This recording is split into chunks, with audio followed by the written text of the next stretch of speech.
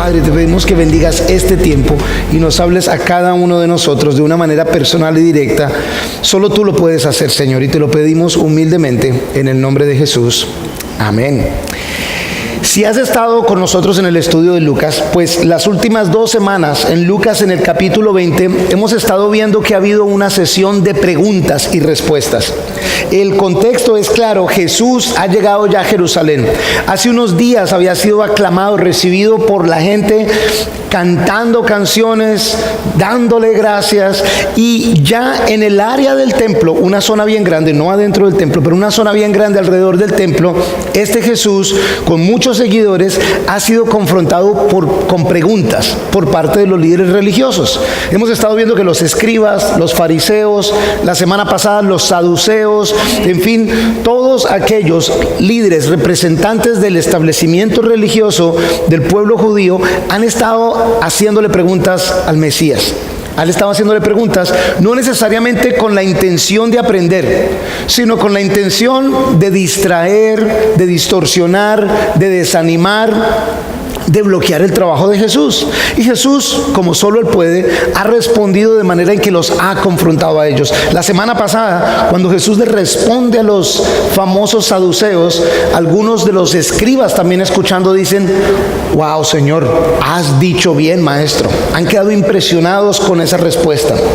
Esta semana y la siguiente cambiamos de esas preguntas con Jesús, porque ahora Jesús empieza a dar incluso unas advertencias, y por eso el título de hoy es advertencias para tener en cuenta. Jesús acaba de responder las preguntas. El contexto es importante. Está afuera en un sitio público, en un sitio súper congregado, en los alrededores del templo. Tengan en cuenta que la gente estaba llegando de muchos sitios, los judíos, a celebrar la Pascua, una de las celebraciones más grandes para ellos. Entonces había gente de todo lado. Y ahora Jesús, en el versículo 45 de Lucas 20, cambia un poquitico el tono. Fíjense, Lucas 20, versículo 45. Cuando todo el pueblo lo escuchaba, dijo a sus discípulos, antes de seguir leyendo, ¿se dieron cuenta? Cuando todo el pueblo lo escuchaba. Esa es el equivalente, este no es todo el pueblo, este es un grupito del pueblo, a que alguno de los muchachos de alabanza se devolviera y me preguntara algo.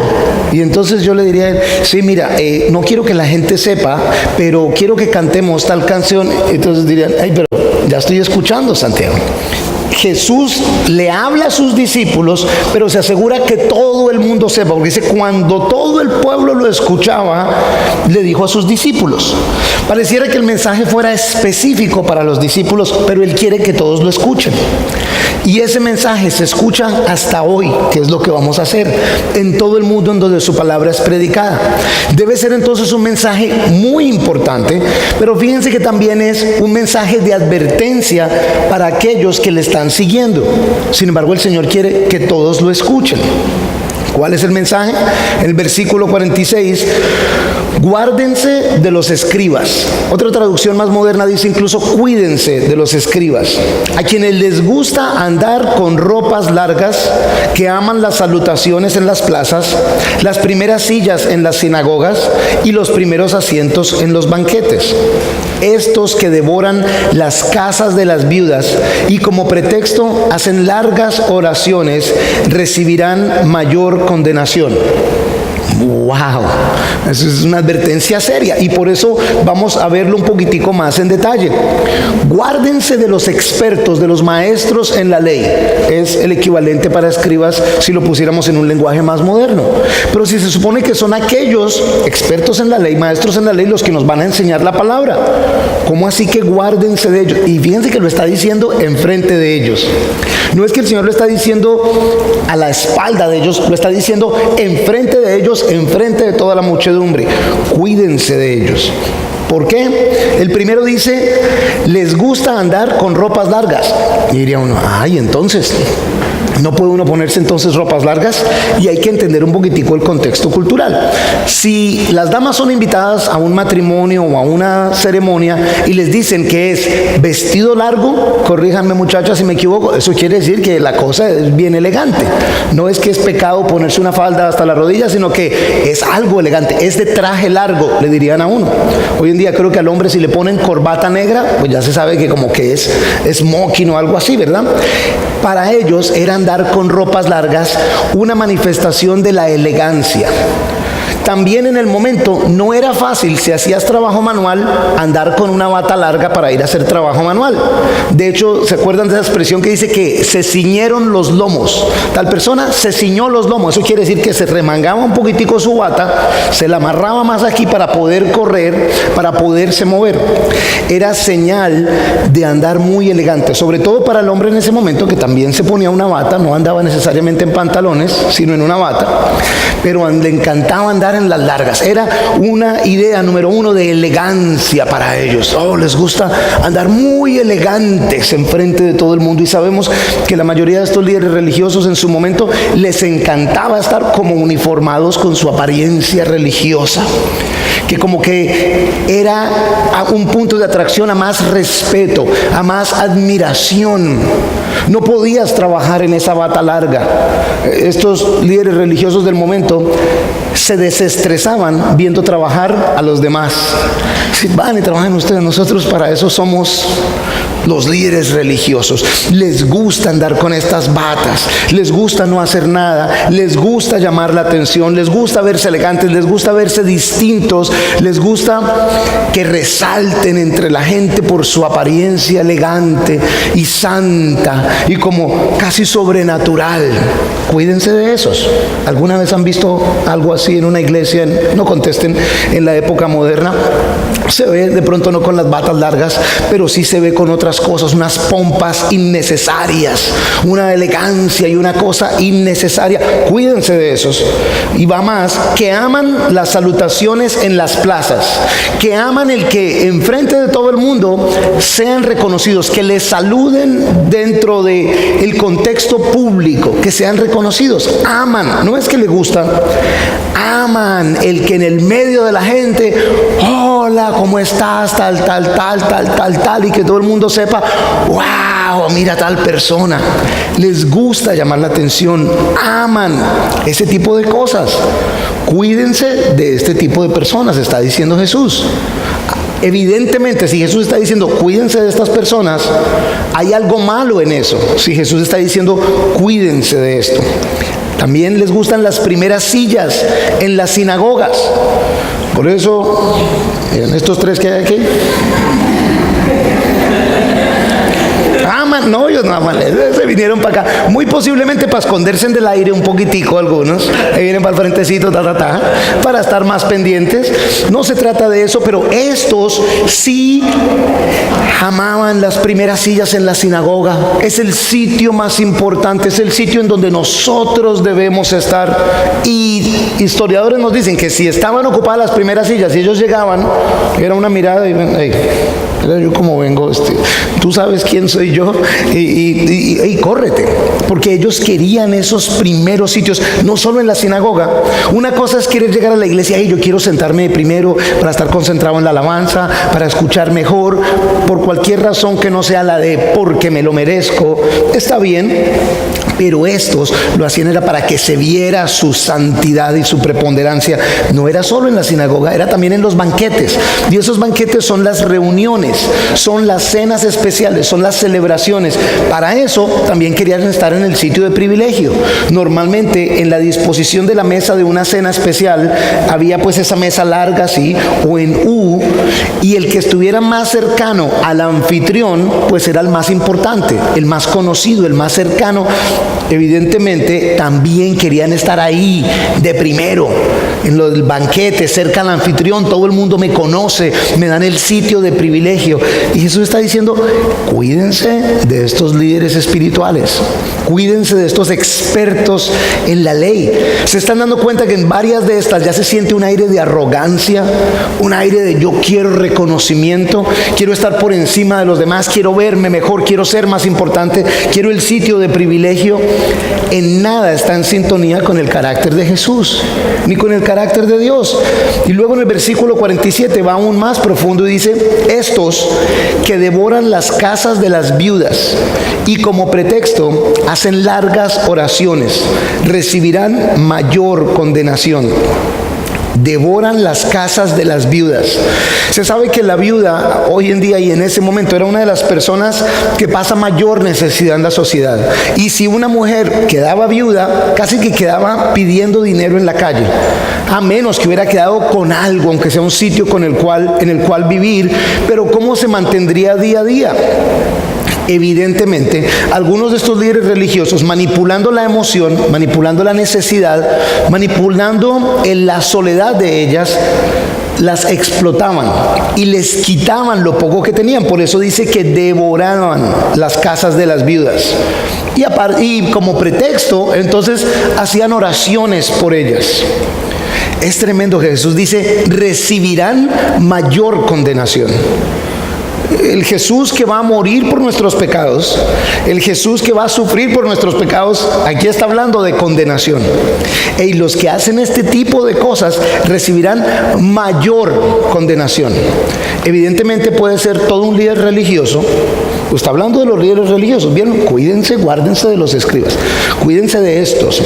Evidentemente puede ser todo un líder religioso y ir a recibir mayor condenación que otros. No es porque eres un líder religioso ya estás en el cielo. Pero saben, no es simplemente porque eres un cristiano de título, ya estás en el cielo. Hay una gran diferencia. Esta gente está explotando a otros, se está aprovechando y aparenta, dice, como pretexto hacen largas oraciones. Y hay gente que ora bonito. ¿Ustedes han escuchado a esas personas que oran bien bonito?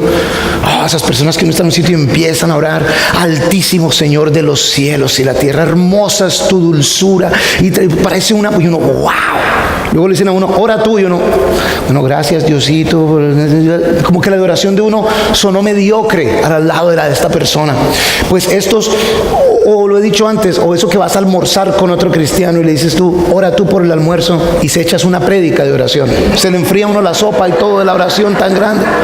Wow, tremenda oración. Y aún en el restaurante, una cosa es uno sentirse tranquilo de orar en el restaurante, pero ahí el que, Señor Todopoderoso, en el restaurante.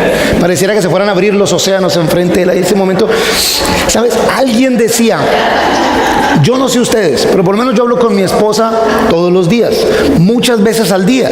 Entonces, las llamadas con mi esposa, lo veían estos días, no duran más de un minuto, porque nunca tenemos tanto de qué hablar por teléfono, porque hablamos todo el tiempo.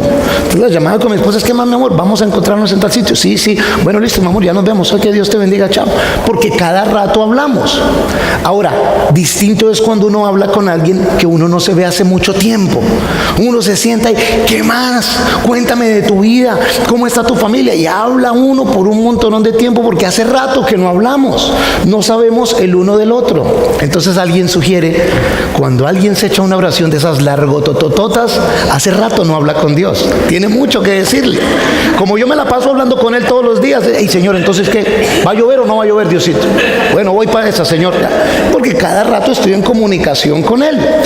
No estoy diciendo necesariamente que sea así, pero pudiera ser. Es distinto cuando vas a orar por un propósito, vas a dar gracias, es distinto, pero indudablemente aquí el Señor dice, como pretexto hacen largas oraciones, o sea, aparentan con largas oraciones ser muy piadosos, ser muy santos, quieren impresionar, cuando realmente lo que están haciendo es robando a las personas más vulnerables de la sociedad. Y el Señor dice, cuídense de esto.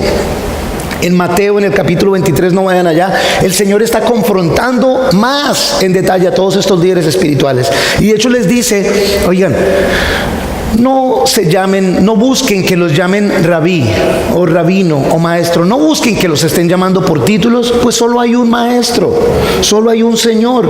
Ustedes son hermanos todos. Entonces déjense de títulos, y lo he dicho antes, dentro de la iglesia no hay lugar para títulos. Si empezamos en la iglesia a utilizar tanto título, es evidencia de que nuestro corazón está en el sitio equivocado. Déjense de títulos y de cosas. Lo interesante es que algunas iglesias han ido agarrando eso y dicho, ok, está bien, vamos a dejarlo de apóstol, profeta, pero entonces ahora se llaman siervo. Mucho gusto, soy el siervo Juanito Pérez. ¿Para qué me tienes que decir que eres siervo? Te llamas Juanito Pérez. El hermano no sé qué, la hermana tal otra. Hey, déjense de...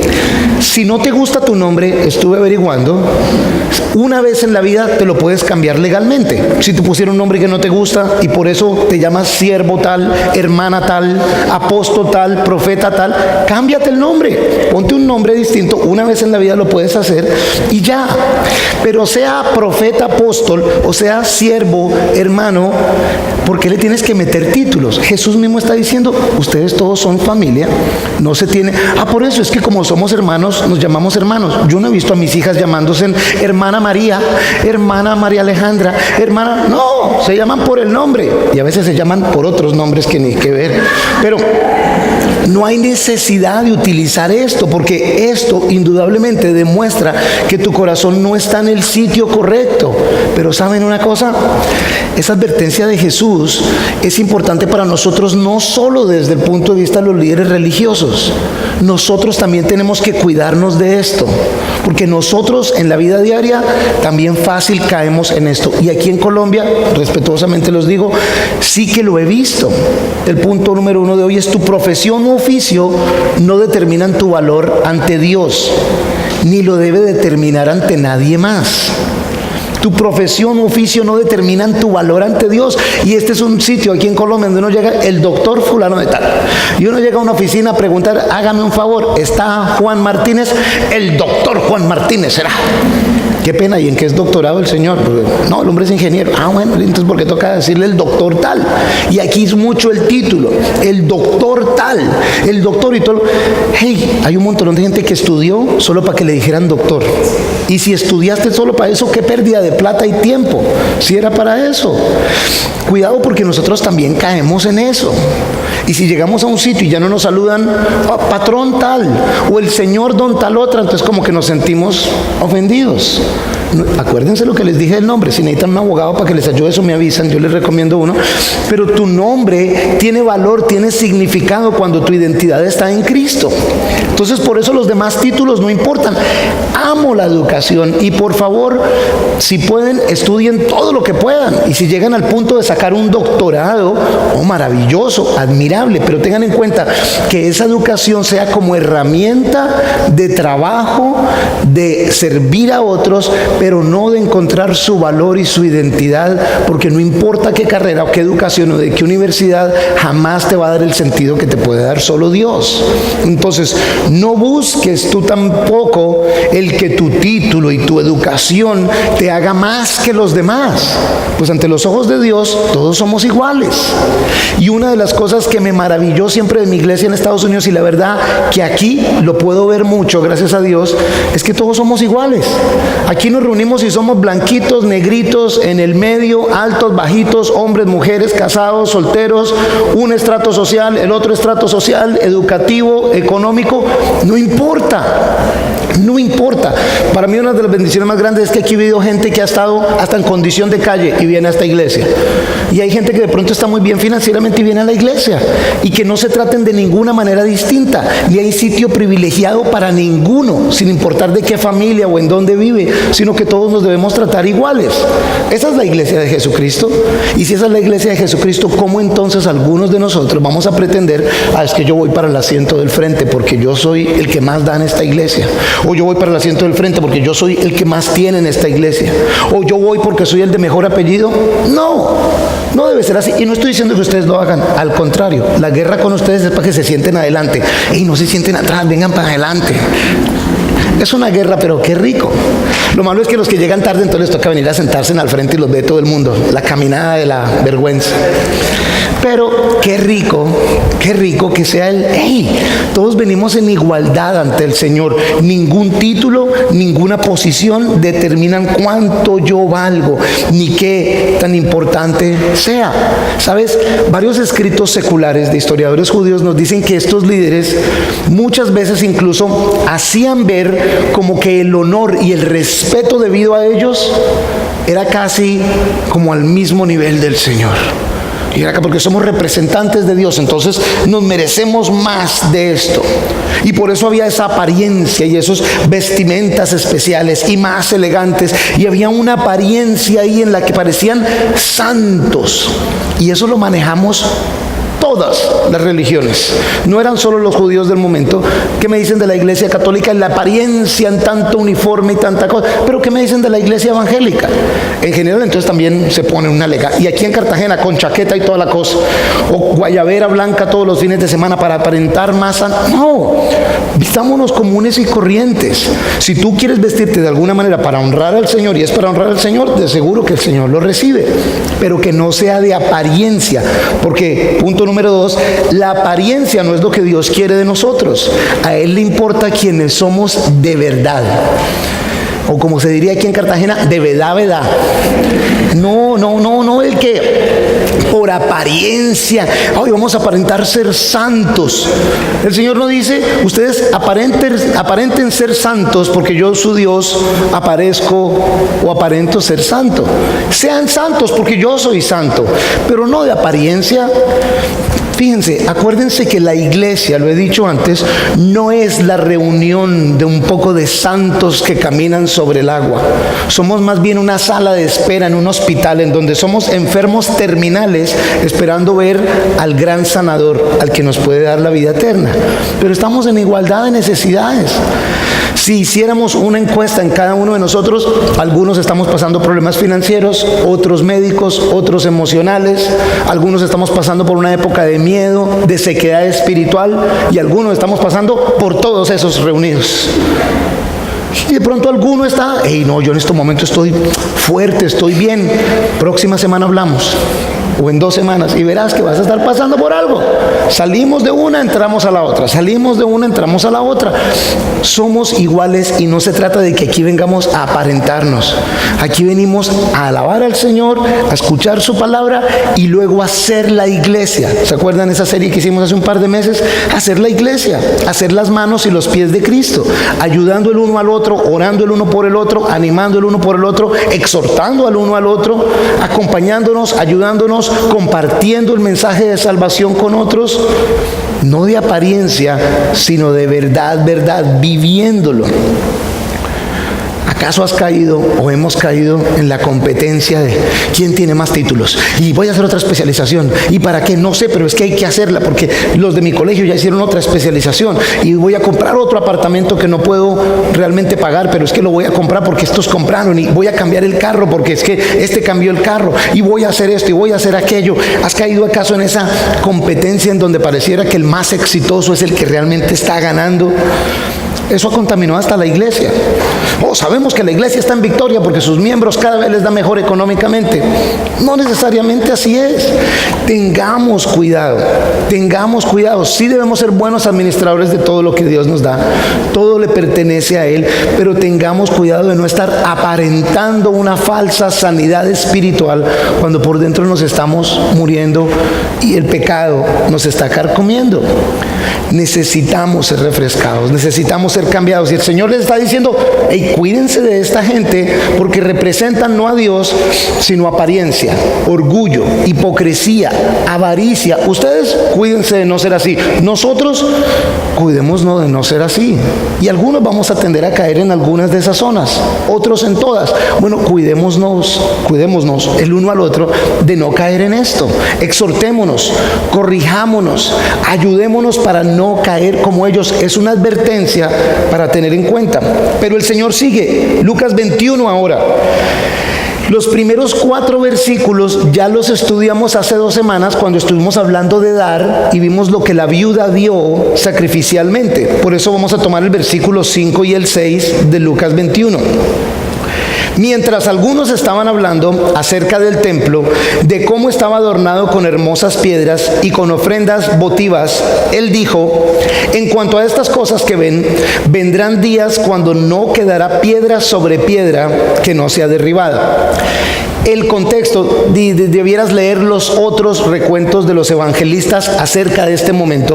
Jesús, después de que habla y les dice: hey, cuídense de esta gente, parece que siguen allí caminando por el templo.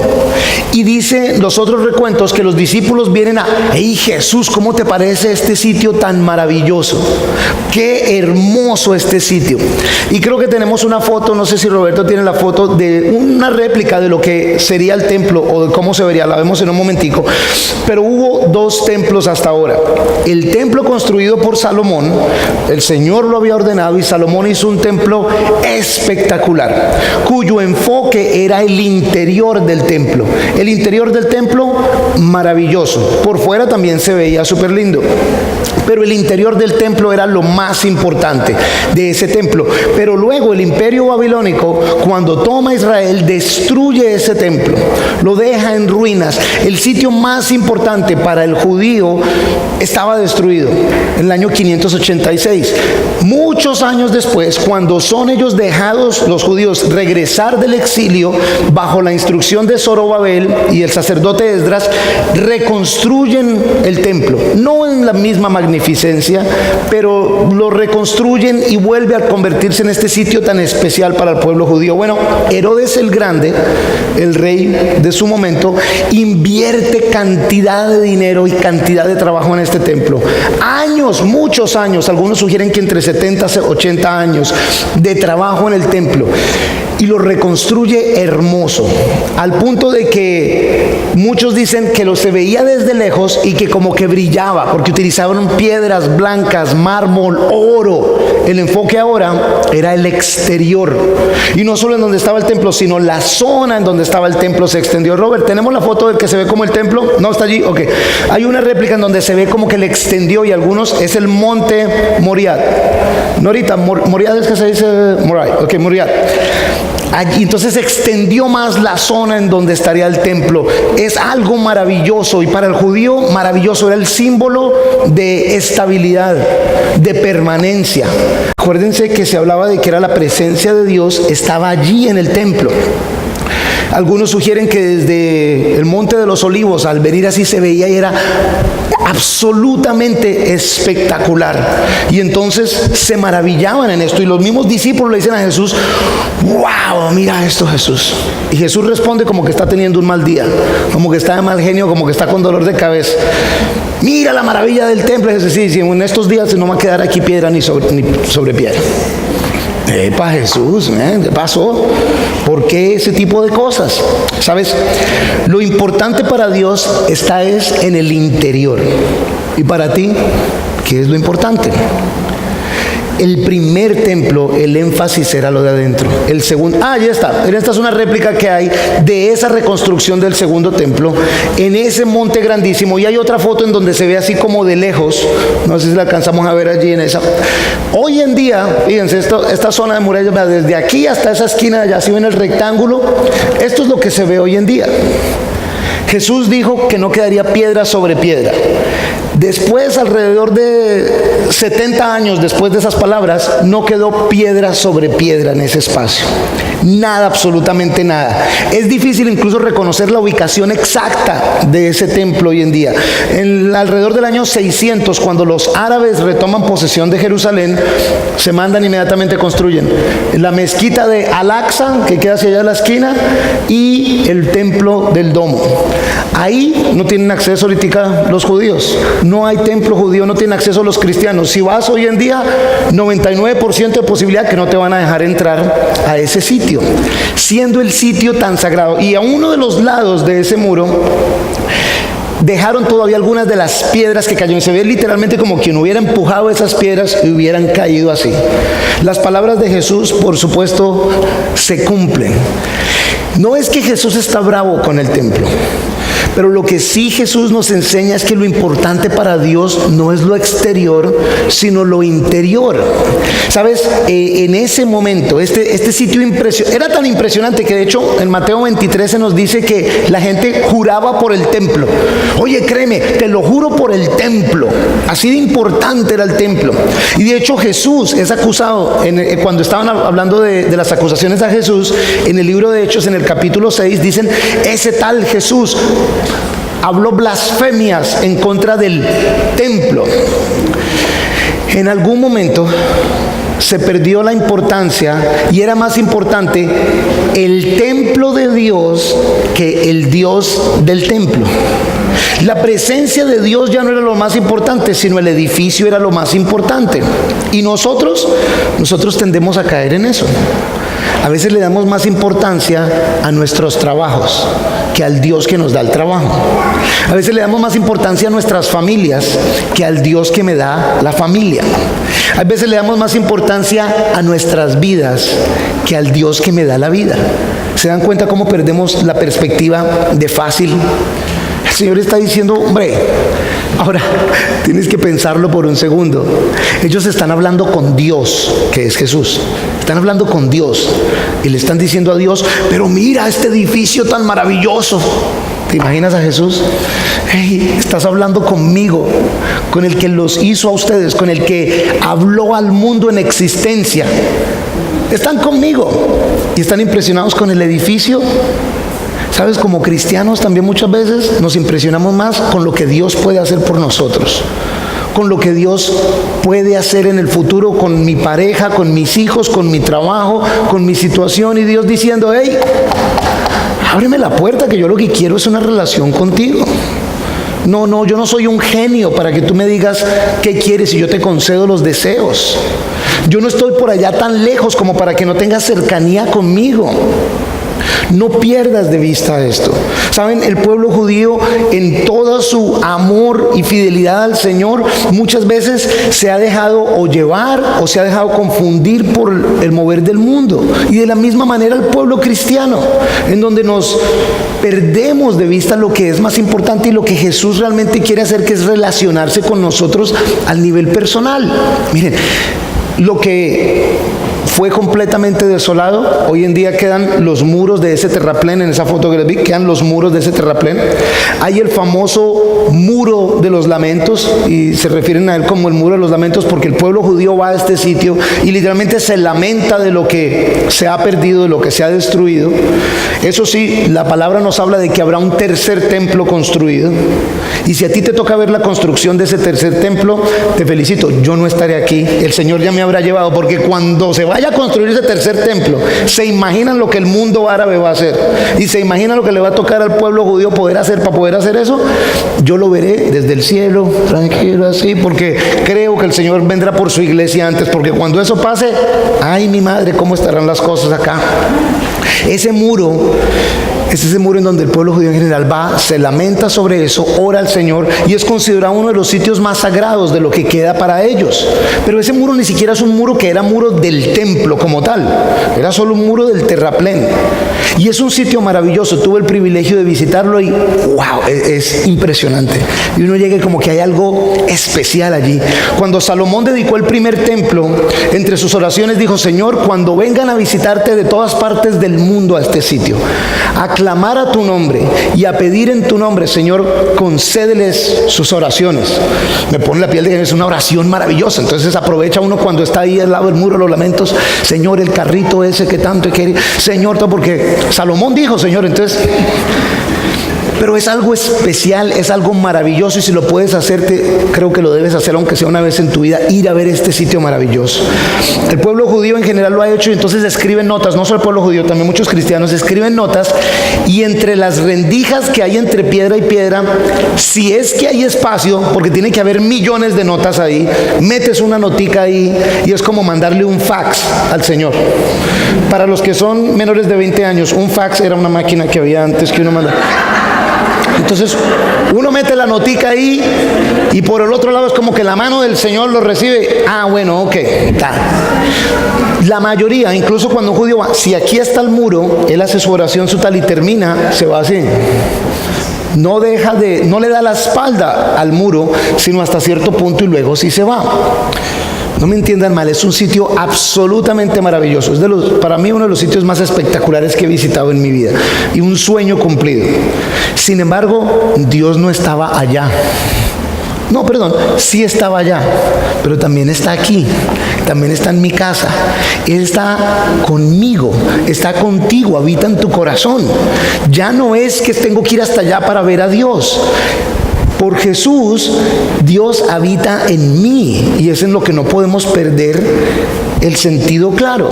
Tú viniste este fin de semana aquí para recibir una palabra del Señor, no para hablar con el Señor aquí.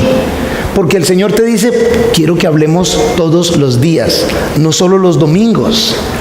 Debemos vivir nuestra fe y nuestra relación con el Señor. Este sitio, Dios quiera que sea un sitio maravilloso, que sea conocido por un sitio de oración, un sitio de alabanza, un sitio de amor, en donde todos somos bienvenidos sin importar lo que hemos hecho, porque somos bienvenidos gracias a lo que Jesús ha hecho. Pero no puede ser el único sitio en donde ustedes se relacionen con Dios.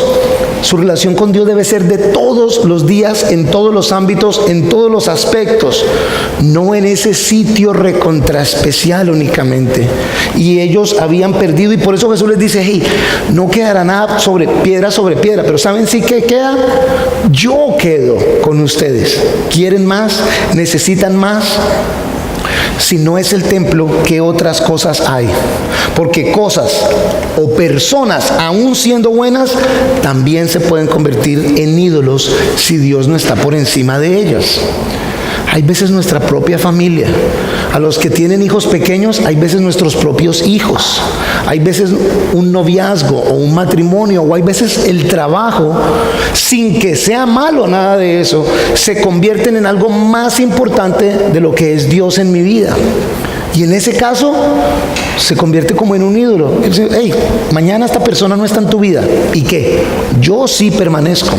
Mañana no tienes ese trabajo, pero yo sí permanezco. Mañana de pronto no tienes esa salud o ese bienestar que tanto te gusta, pero yo sí permanezco. No perdamos de vista eso, porque si el Señor tiene que remover o quitar a alguien o algo de tu vida para que te enfoques en Él, lo va a hacer. No porque está bravo, sino porque te ama tanto que no quiere que pierdas de vista tu relación con Él. Ofrendas votivas, decía, y ofrendas dedicadas a Dios. Ese templo había sido decorado en el exterior, era maravilloso. Algunos dicen que cuando el templo fue destruido, que por un soldado borracho se incendió y de todo, que ese oro exterior se derretía y que caía entre las rendijas, y que era una de las razones por la cual unos de los generales romanos decían, hey, miren, quiten eso porque hay que recuperar ese oro. Aquí hay mucho dinero. Es historia, la Biblia no lo dice allí, no sé qué tan cierto o no sea, pero el enfoque era todo eso de afuera. No seamos esos cristianos de apariencia. Por eso el último punto de hoy no es para que nos las tiremos de santos, es para que seamos santos. Jesús no quiere que le demos lo que nos sobra. Jesús no quiere que, bueno, ya le cumplí a Dios. Jesús no quiere que aparentemos. Jesús no quiere que busquemos ser reconocidos. Jesús no quiere que seamos solo de imagen, sino que Jesús quiere que realmente seamos santos para Él. Y si tú dices, no, pero es que yo no soy ningún santo, nuevamente hay que mirar el contexto y el significado de la palabra. Ese santo quiere decir apartado para Dios. Desde ese punto de vista, yo sí soy santo. Yo quiero ser apartado para Dios, exclusivamente para Él. Y cada uno de nosotros, si dedica su vida para el Señor, es santo en el sentido de que estoy apartado para Dios. ¿Acaso no nos instruyó Él? Ustedes sean santos, porque yo, su Dios, soy santo. O sea, apártense para mí, porque incluso Él se apartó para nosotros. ¿Acaso Jesús no entregó su vida 100% de Él para rescatarnos a nosotros? Eso es lo que quiere decir. Ahora ustedes apártense para mí. No es quítense la vida física, es renuncien a los deseos de la carne y a la tentación del pecado y vivan para mí. Vivan en la forma en que yo los estoy instruyendo. Se trata que es un mensaje de vida, pero una vida honesta. El cristiano, humildad, sencillez, amor, servicio, dedicación, sacrificio, esas han de ser las características de un cristiano. Cuídense de estos líderes religiosos Si pudiera yo decirlo hoy, diría, cuídense de la gente de esta iglesia, porque tenemos el potencial de quedarle mal a las personas. Tenemos el potencial de, sin querer aún, ofender a otras personas. No piensen que porque vinimos aquí a la iglesia somos angelitos. No, pero sí queremos honrar y seguir al Señor. Que el mundo se cuide de una iglesia cristiana de apariencia. Que el mundo se cuide de eso, porque lo que va a traer es mal. Pero si es una iglesia cristiana dedicada al Señor, que busca honrarle y servirle de todo corazón, de verdad, el nombre de Dios se va a ver brillar en nosotros como iglesia. Que lo que se vea distinto acerca de nosotros individualmente y de esta iglesia no sea el edificio tan bonito, la apariencia tan buena, la Biblia tan bonita, sino que lo que hay en el interior realmente glorifica al Señor. Y que lo que nos hace brillar no es lo exterior o los regalos o ofrendas que pongamos, sino es el amor de Dios en nuestras vidas, y que de ahí irradie y brille. Padre, te damos gracias, mi Señor, por darnos acceso. Celebramos, Señor, y tenemos en nuestras manos el símbolo de tu cuerpo, el pan de vida, quebrantado, entregado por nosotros. Cuerpo que fue crucificado. Y a través de tu muerte, Jesús, nuestros pecados son pagados. Se ha hecho justicia en la injusticia de crucificar al Hijo de Dios. Solo a través de esa gracia nosotros podemos recibir tu perdón, mi Señor. Te damos gracias, Señor, por el pan de vida que hoy en día es la presencia de Dios en nuestras vidas, Señor. Tomamos el pan en este momento.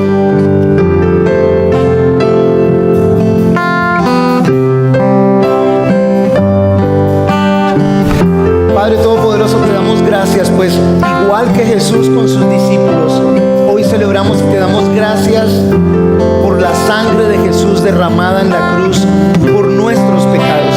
Esa sangre poderosa que nos lava, nos limpia y nos hace, como tu palabra dice, más blancos que la nieve, Señor. Padre, pero que no se quede la celebración en este momento solemne e importante.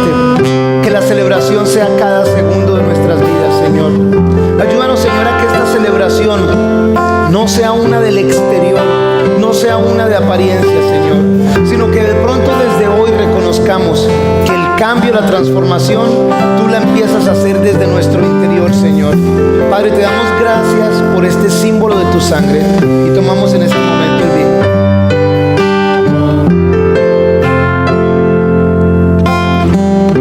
Dios Todopoderoso, Señor, hoy te entregamos no solo nuestra vida, nuestro corazón, pero nuestras familias, los trabajos que nos has dado, nuestras situaciones, nuestros problemas, nuestras alegrías, nuestros miedos, nuestros gozos, Señor. Y te pedimos, Señor, tú haz con ellos lo que tú quieras hacer, Señor.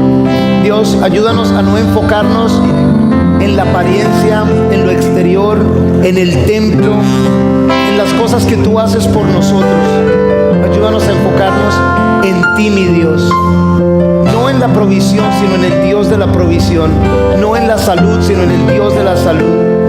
No en la vida, sino en el Dios que nos da vida, mi Señor. Guíanos, equípanos, fortalécenos, Señor. No por nuestro bien exclusivamente, sino por la gloria de tu santo nombre. Tu fidelidad es grande y nos bendice, Señor. Ayúdanos a vivir nuestra fe desde nuestro interior.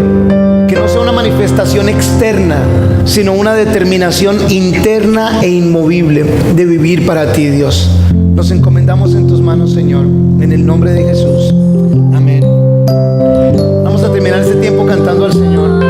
Que nuestra alabanza sea desde nuestro interior. Que nuestra dedicación para Él sea